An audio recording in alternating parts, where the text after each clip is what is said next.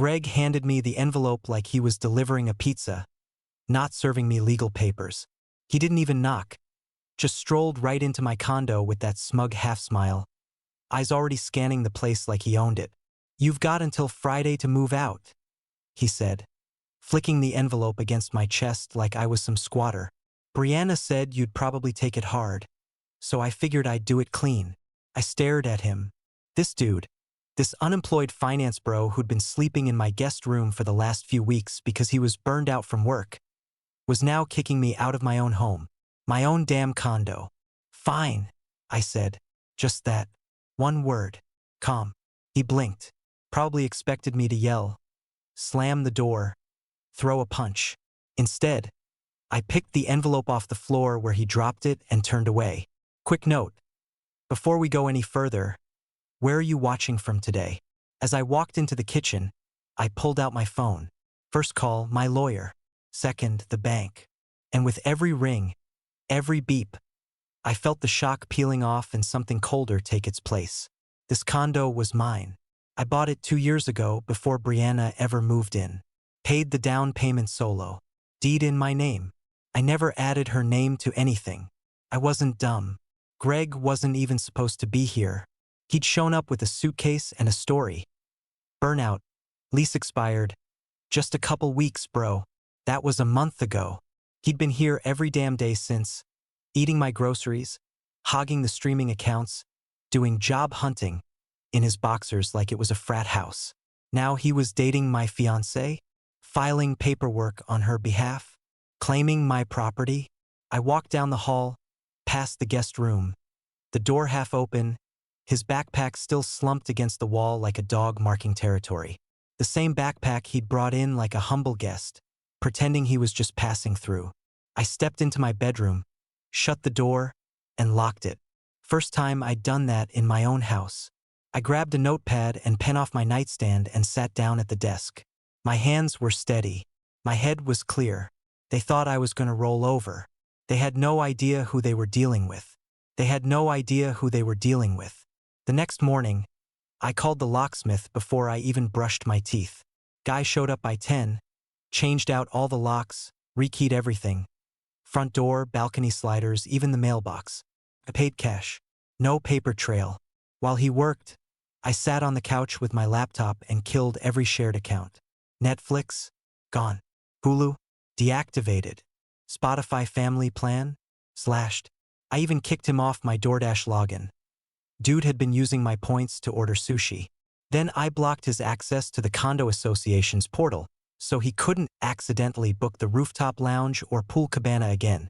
Next stop, guest list. He'd been adding his buddies to the building's visitor access like it was his damn dorm room. Not anymore. I deleted every name he'd entered. Then I messaged the front desk with one line. Greg Taylor no longer has any residency or guest privileges at Unit 14B. Deny entry. After that, I called the parking office and canceled his temporary tag. They didn't ask questions. I also shut down the corporate gym discount he was using under my employee perks. I caught him flexing my badge to get in for free. Not anymore. By noon, Greg was back at the building, standing outside the main entrance like a pissed-off UPS driver who forgot the code. He buzzed my unit 3 times. I let it ring. 4th time, I picked up the intercom. "You changed the locks?" he snapped. "No," I said slow and loud. "I replaced them. Big difference." "You can't do that," he said. "I have rights." "Not here, you don't." I leaned in close to the mic. "You're not a resident. You're a couch-hopping mooch. And your time's up." "I've been here more than 30 days, he said. Like that was some legal spell he learned on TikTok. "Wrong again. You were a guest. Temporary housing, remember? I got your little voice on video saying that to my neighbor." There was a pause. Then he banged on the glass hard. "Let me in so we can talk." "Not happening. I'm not leaving without my stuff. It'll be waiting in the lobby, labeled and boxed." That set him off.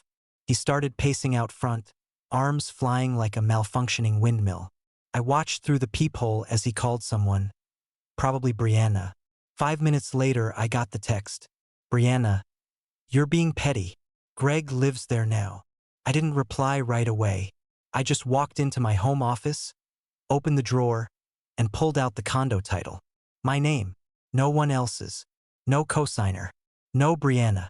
No Greg. I snapped a pic and sent it back. Me. Check the condo title. He doesn't. She didn't reply.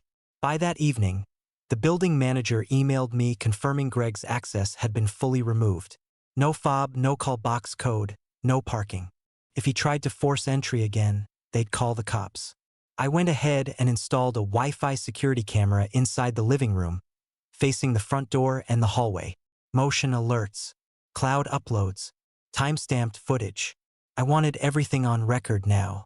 Then I made a pot of coffee, sat down at the kitchen island, and opened my laptop. I pulled up a spreadsheet and titled it, Greg and Brianna, Containment Plan. It had 3 tabs, locks, access, legal. They wanted to play games? Fine. I just moved first. I barely finished updating the spreadsheet when my phone buzzed with a call from a number I didn't recognize. I let it go to voicemail. 10 minutes later, I got the email. Subject line, Notice of Informal Demand, Legal Access to Property. Greg had lawyered up, or tried to anyway. I looked the guy up. His website looked like it hadn't been touched since the MySpace era. Affordable representation for eviction and tenant matters. So basically, the lawyer version of a scratch-off ticket. I wasn't impressed. The next morning, the guy showed up in person. Didn't even schedule a meeting, just walked into the lobby, told the front desk he was Greg Taylor's attorney, and asked to speak with me. Security called up, and I told them to send him in. He rode the elevator up like he had a real case in his hands. Tan suit, pleather briefcase. Couldn't have been older than 30, but already had that fake calm voice lawyers use when they're bluffing. Mr. Whitaker, he said, stepping into my unit. Thanks for seeing me. Make it quick. I'm here on behalf of Mr. Taylor regarding what appears to be an unlawful lockout. Under state law, once someone resides in a property for 30 days. Stop, I said. Let me save you some time. I walked over to my laptop, tapped a few keys, and played the video. It was from the week Greg moved in. My neighbor across the hall had stopped him outside our door and asked if he was moving in full-time. Greg laughed and said, clear as day. Nah, man, just a temporary thing. Crashing here a few weeks while I figure my next step out. I turned the screen toward the lawyer. Visitor, not tenant. He blinked. That's not exactly binding. I'm not done. I opened another tab, PDF of the condo title. My name, clean. No shared ownership. Then I pulled up a folder of security footage showing Greg coming and going with a duffel bag. Never a moving truck, never boxes. Always dressed like a house guest, not a resident. Here's the fun part, I said. No bills in his name. No mail. No bank transfers. No rent, no utilities, no groceries, no HOA fees. He's not even on the Wi-Fi bill. The guy shifted, clearly realizing he'd stepped in something deep. I see, he said. In that case, I'd like to request access to Mr. Taylor's personal belongings so we can collect them peacefully. They're already packed, I said. Downstairs. Lobby table. Labeled Greg's crap. Take it and go. He looked embarrassed but tried to hide it behind that weak half-smile lawyers use when they've already lost. Appreciate the cooperation, he mumbled. I followed him to the elevator. We rode down in silence. At the lobby, the box was exactly where I said it'd be. One cardboard cube with Greg's stuff. Some hoodies, a pair of beat-up Nikes, phone charger, one of those useless mini-massage guns, and a couple books he never read. I even threw in the 3 frozen burritos he left in my freezer. Tell Greg this is the last handout he's getting, I said, leaning against the wall. The lawyer picked up the box like it was radioactive and gave a weak nod. He didn't make eye contact. He walked out with his head low, box hugged against his chest, like he wasn't sure how he got roped into this garbage fire. I watched the glass doors shut behind him. Then I walked back upstairs and opened a new tab on my spreadsheet. Legal status. Attempted. Failed. Handled. I had just finished updating the legal tab when I heard the front door open. Not knock. Not buzz. Open. My gut dropped. I walked fast into the living room, and there she was. Brianna. Hair done, wearing leggings and a hoodie I'd never seen before. She was barefoot, like this was still her place. "What the hell are you doing here?" I asked. She didn't flinch, didn't even look up. "Relax," she said, setting grocery bags on the counter. "I used my access card. You never deactivated it." She started pulling out ingredients: chicken, garlic, a lemon, and moved toward the stove like we were still playing house. I didn't move, just stood there and stared. "You can't just walk in here," I said. "It's still my home until the breakup is official," she replied without turning around. "You think locking Greg out gives you the right to lock me out too? You moved out. You took your stuff. You served me papers. You don't get to stroll back in like nothing happened." She spun around, eyes sharp. "I'm still your fiancé. We haven't ended the engagement legally." I pulled out my phone and walked straight into the office. Called my lawyer on speaker. He picked up after the second ring. "She used a spare card to get in," I said. "She's here right now." He sighed. "Unfortunately, until the engagement's officially dissolved and unless she's formally removed from shared residence status, she may have a limited right to enter, depending on how she's interpreted as a domestic partner. She's not on the deed. Doesn't matter right now, but document everything and change that access card system tonight." I hung up and walked back to the kitchen. She had a skillet sizzling already, garlic and olive oil in the air, like we were having some date night instead of a full-blown war. "You really brought raw chicken into my house," I muttered. She smirked. "Don't be dramatic." I didn't respond. I went back into the office, sat down, and pulled open the drawer with my passport, backup drives, and cash box. It hit me right then. I couldn't leave anything out anymore. That night, I couldn't sleep. I stayed in the guest room with the door cracked, lights off, just listening. Around 2 in the morning, I heard whispering. Soft, muffled, but I recognized that voice anywhere. Greg. She was on the phone with him. Not arguing, not angry, soft, hushed, like teenage sneaking around energy. I sat up, listening hard, every muscle tensed. Couldn't make out words, but I heard her laugh once.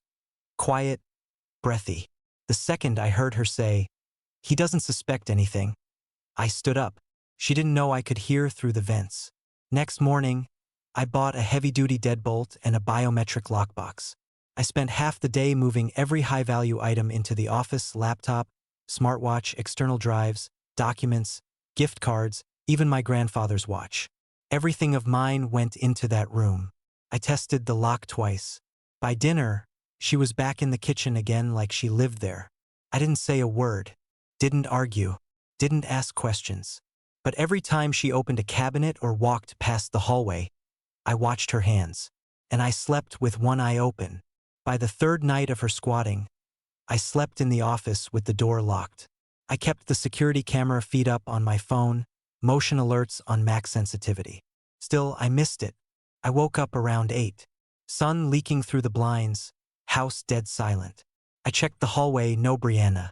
Her door was open, bed made, nothing out of place. But when I sat at the desk, I froze.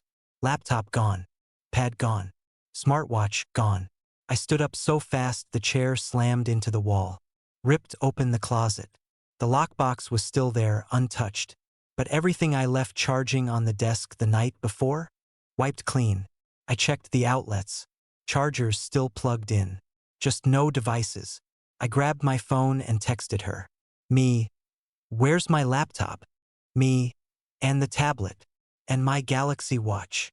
Brianna. What are you talking about? Brianna. I haven't touched anything." I didn't bother replying. I opened the security camera app, pulled up the timeline, and scrubbed back to about 5:30 in the morning. There she was. Brianna walked out of the guest room in leggings and a hoodie, carrying my laptop bag. She paused at the front door, adjusted the strap, then tucked the tablet under her arm and slid the watch into her pocket. She looked right at the camera and smirked. Then she walked out. I paused the video and snapped a screenshot. Called the cops. Same officer from last time showed up. Older guy with a dry voice and a face that said, "Yup, we're back here again." "Let me guess," he said as I let him in. "Stolen property?" "Electronics," I said. "3 devices. All mine. I've got receipts." He followed me into the office. I handed him a folder, screenshots, purchase confirmations, serial numbers. I even showed him the video. He just nodded like he'd already seen 10 other cases exactly like this today.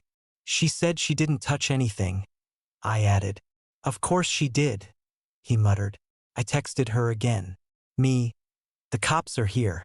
Bring back what you took." She didn't answer, but 15 minutes later, the elevator dinged and she walked in with a reusable grocery bag. Didn't say a word. Just dropped it on the kitchen island like she was returning borrowed Tupperware. Officer pulled out the laptop first, flipped it open, confirmed the sticker on the back matched my receipt. Same with the tablet. Same with the watch. He nodded once, then looked at her. "You're lucky he didn't press full charges," he said. She crossed her arms. "It was a misunderstanding." He looked at me. "You want a file?" I thought about it. She looked so smug, like she was already halfway through her next move. But I shook my head. "Not yet," I said. "But document it." The officer wrote it up. Confirmed recovery, confirmed ownership, made her sign the incident form. She barely touched the pen. As soon as he left, she stood by the door with her arms folded like a statue. I waited for her to say something. She didn't. Just gave me the sideways glance with her lips half curled. That smug little look she always used when she thought she was smarter than everyone else in the room. "You think this is over?" she said finally. I walked right past her and locked the door behind her as she stepped out. Didn't answer. Didn't need to. But I already knew I wasn't done locking things up. 2 days later, I was taking out the trash when I saw Greg in the lobby. He held the elevator door like we were old friends grabbing lunch. "I was just coming up," he said, all casual. "No, you're not," I said, stepping in front of him. "You don't live here." He laughed like I was joking. "Come on, man. Let's be adults about this." I didn't say anything, just folded my arms. He dropped the charm and went into negotiation mode. "Look, this whole thing's getting out of hand. Lawyers, cops, locks. Stupid. Condo's big enough. Why don't we all just stay? Temporarily, until it's sorted out. You want me to live with you and Brianna? Just for now," he said. "Nobody moves out. No more fighting. No court fees. We keep it chill. No drama." I stared at him, really let the silence stretch. Then I said, "You have 5 seconds to get out of this building." "Come on, dude. Don't be like that." I stepped forward. He backed up. "You're overreacting. I will call the cops. Again. You want another police report with your name on it." His mouth opened, then shut. He shifted like he might try to argue, but he saw something in my face that changed his mind. "Fine," he muttered, stepping back toward the glass doors. "You want to keep playing hardball, that's on you." He walked out, didn't even look back. I stood there for a minute, breathing hard. I was tired of being the one holding it together while they pulled this circus act in my own damn house. Back upstairs, Brianna was in the shower. I went straight to the office and checked the lockbox. Everything's still there. But later that night, I started noticing things. Little things. The GoPro I kept in the kitchen drawer, gone. The Bluetooth speaker from the office shelf, gone. Set of noise-canceling headphones I always kept on the entryway table. Not there. I opened my camera feed, nothing. No footage of anyone taking anything. No alerts. No break-ins. That's when it hit me. She wasn't taking it all at once. Just one thing here, one thing there. Slow enough that I might not notice. Quiet enough that she could blame it on anything. I opened my spreadsheet and added a new tab. Missing items, subtle theft. I listed everything. Estimated dates. Locations. Value. Serial numbers where I had them. I wasn't sleeping anymore. Not really. Just dozing in and out with the lights on. I knew what they were doing now, slow bleed. Legal games. Psychological warfare. Death by 1,000 paper cuts. They thought I'd get worn down and walk away. They had no idea I was still warming up. By Friday morning, I needed out. I packed a weekend bag, grabbed my car keys, and drove to see my mom in Richmond. Just 2 nights. Some actual sleep. Clear my head. I didn't tell Brianna I was leaving. Didn't owe her anything. But I left the hallway cam rolling. Security system active. Lockbox double-checked. Came back Sunday afternoon. Soon as I opened the door, the stench hit me. Cheap beer, sweat, and cologne. The whole place smelled like a frat party on life support. My shoes stuck to the hardwood floor. Trash overflowed from the kitchen. Beer bottles lined the counter like trophies. Then I saw the guest room door open. Greg's duffel was back. His sneakers by the bed. Hoodie hanging off the closet handle like he'd never left. I walked toward the kitchen, and there he was, at my stove, scrambling eggs like we were roommates. He turned and smiled like this was all normal. "Hey man, welcome back. Want some?" I didn't answer. I scanned the living room.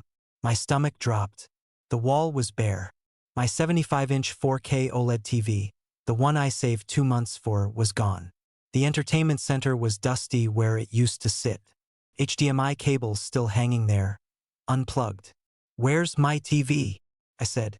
Greg didn't even blink. "Oh yeah, I moved it." "You what?" "Just for safekeeping," he said like that made sense. "Didn't want it sitting here while you were gone. Could have gotten stolen." I stared at him, then at Brianna, who just walked in wearing one of my old t-shirts like she lived there again. She yawned. "You're being dramatic," she said. I didn't respond, just walked straight to the office, pulled up the security cam footage and scrubbed to Saturday. There he was, Greg, mid-afternoon, propped the front door open with a sneaker, backed a U-Haul up to the curb and hauled my TV out by himself, wrapped in a sheet. I paused the video, took a screenshot, then I called the cops. Same officer showed up, the one who'd been here for the laptop mess. As soon as I opened the door, he let out this long, tired sigh. "Jesus Christ. You again." I just pointed to the wall. "They took my TV." Greg tried to smooth it over. "It's not like that," he said. "It's in my storage unit. I was protecting it." The cop didn't even hide the eye roll. "You stole it." Again. "I borrowed it." I handed over the receipts, purchase date, serial number, bank statement. Everything matched. The officer looked at Brianna. She shrugged. "I didn't take it." "But you let him in," I said. "You let him crash here." Again. The officer raised a hand. "Okay, enough. Here's how this works. He brings back the TV today. You, sir," he pointed at Greg, "do not step back into this unit. You've got 1 hour to return the property or I will file charges." Greg opened his mouth to argue. "1 hour," the cop repeated, staring him down. Greg mumbled something under his breath and left. Brianna flopped onto the couch like she was bored of the whole thing. Officer looked at me one more time. "Maybe it's time you stop giving people chances." I didn't respond, but inside, something clicked. They weren't squatters. They were termites, and I was done letting them chew through my life. While Greg was off pretending to retrieve my TV, I opened my laptop and started cataloging everything they'd touched. Started with the obvious stuff: GoPro, headphones, Bluetooth speaker. Then I noticed the missing air fryer. My Craftsman cordless drill set. Gone. My unopened bottle of Blanton's, gift from my boss last Christmas, vanished. I tore through every closet, every drawer. My camera lens case was missing. The Echo speaker in the bathroom. My backup gaming mouse. 2 designer colognes I never even opened. It wasn't random. They'd been looting the place, piece by piece, weekend by weekend. Every time I left, every time I slept too deep, they'd built their own pawn shop out of my stuff. I made a list, item, value, last seen, notes, emailed it to my lawyer. Then I walked straight into the precinct and filed an updated theft report. Didn't ask for an appointment. I waited in line, gave the officer the list, the screenshots, the receipts, the serial numbers. She took one look and said, "We'll be in touch." That night, Greg showed up again, holding my TV with both hands like he was returning a puppy. "I brought it back," he said, like I was supposed to clap. I pointed to the corner. Put it down and get out. He didn't move. Look, man, this has gone too far. We're grown adults. We can talk this through. You've got 10 seconds. He tried again. Okay, let's deal. You stop the reports, I give you back everything. We call it even. No cops, no charges. I stared at him, said nothing. He stepped closer. You don't want this dragging out. I can get your tools back. The camera. The whiskey. I raised an eyebrow. You mean the stuff you stole? He flinched. No deal, I said. Return everything, or I bury you in paperwork. He stood there like he was still trying to decide if I was bluffing. Then his phone buzzed. He checked it, scowled, and muttered, "Whatever," before walking out. Next morning, his friend showed up. Tyler or Taylor, couldn't remember. Skinny guy with bad posture and a Civic full of half-box junk. He dumped it on the front steps. "This is everything Greg left at my place," he said. "I'm done being dragged into his crap. Don't call me again." I nodded. Noted. Inside the boxes. A half-empty tool bag, 2 of my stolen gadgets, a pair of socks that weren't mine, and the camera lens, scratched like it had been through a war. Then Greg came back the next day with more stuff. Shoved it into the hallway like he was doing me a favor. Last trip, he brought the Blantons. Still sealed. "I didn't touch it," he said. I took it, checked the label, walked back inside. He lingered in the hallway. "You got what you wanted," he said. "Can we be done?" I closed the door without answering. 15 minutes later, I heard a loud clink in the hallway. Opened the door, he was gone. But the bottle? Smashed. On purpose. Right there by the doormat. Whiskey all over the concrete. I didn't even flinch. Called the officer assigned to my case and logged destruction of property before the stain dried. Every single item he returned got photographed, documented, and backed up. They thought they were bleeding me dry, but I'd already flipped the script. 2 weeks later, Greg took the deal. Plea deal. Petty theft, unlawful entry, and property damage. He avoided jail for now but had to pay restitution, got slapped with supervised probation, and now had a permanent criminal record. Couldn't even rent a car without it popping up. I didn't even have to show up to court. My lawyer handled it all. All I did was forward the receipts and footage. They had him dead to rights. But then it got worse for him. Couple days after the plea, I got a call from a woman in Delaware. Said she found my contact info through a public case search. She dated Greg a year ago. Said he pulled the same exact scam. Moved in temporarily. Drained her savings. Left her with maxed out credit cards. 2 more people reached out after that. 1 guy. 1 woman. Same pattern.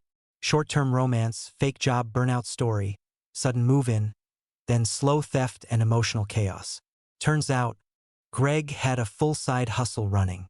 Like a damn parasite with a script. All their complaints got forwarded to the same county DA. Suddenly, his probation wasn't enough anymore. His terms got revoked. Judge signed off in under 24 hours. They picked him up that same night. This time, they didn't offer a deal. Straight to jail. I didn't throw a party or pop champagne. Just sat on my couch in my condo watching the update on the court website. Case status, revoked. In custody. Brianna? Didn't take long for her to crash and burn, too. After the breakup, she tried to lawyer up and go after shared assets.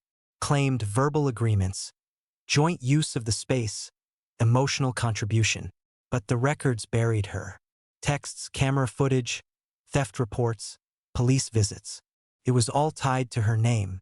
0 leverage. 0 payout. Even her attorney bailed after a month. Then I got the call I never expected, her dad. "Listen," he said. "I don't know what the hell she was thinking. I raised her better than that. I just wanted to say I'm sorry. I didn't say much. Just let him talk." He sounded exhausted, like a man grieving someone still alive. "She's cut off," he said before hanging up. "We're done." Word started spreading after that. Greg's gym membership got revoked. The local bar where he used to brag about his crypto investments banned him. His old friend group booted him from every group chat and fantasy league. Nobody wanted their name near his anymore. He'd spent years building this fake image of a high-powered finance guy, just between gigs. Now, he was a broke con in county jail with no job, no connections, and a stack of burned bridges in every direction. And I was done cleaning up his mess. I didn't celebrate when it was over. I just exhaled. I changed every lock in the building. New deadbolts, new fob system, new cameras, everything wiped and reset. Even the garage code. Had the Wi-Fi reinstalled from scratch. Nothing old survived. Silence came back slow. At first it was weird. No stomping down the hall. No fake apologies. No one messing with my thermostat or stealing my charger. Just me. And it felt clean. One afternoon, I was walking into a coffee shop and saw her, Brianna, across the street. She looked right at me. I didn't flinch. Didn't wave. Just walked past her like she was a parked car. She didn't follow. A few days later, Greg's new lawyer, some public defender, called me just to explore civil settlement options. Said Greg wanted to work out a private agreement for damages. I told him I wasn't interested. If he wanted anything, he could ask the sheriff. Clicked end. I meant what I said. I was done. The next morning, I walked into the animal shelter. Didn't plan it. Didn't browse. I just walked in, saw this scrappy little mutt with a crooked tail and big brown eyes and said, "Yep, that one." She was quiet on the ride home. Sat in the passenger seat like she knew she belonged there. I carried her inside, set her down on the living room floor, and tossed her a tennis ball. She took off like a bullet, paws sliding on the hardwood, tail wagging so hard it smacked the cabinet. I laughed. First real laugh in months. Her name's Harley. She's mine. And this place? It's mine again too.